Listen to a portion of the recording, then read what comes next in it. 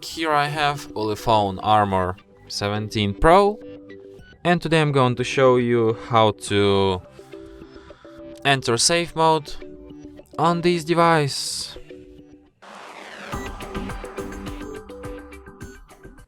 So to do this, firstly you have to hold down power key.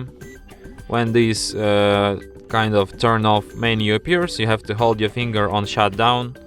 Then it proposes you to reboot to safe mode. You just tap OK, and after that your device restarts in a safe mode.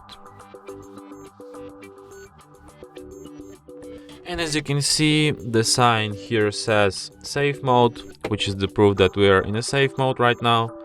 So if you want to quit this mode, just restart your device and it will be restarted as usual. And that's it. Thanks for watching. If you find this tutorial useful, don't forget to hit that like button and subscribe to our channel.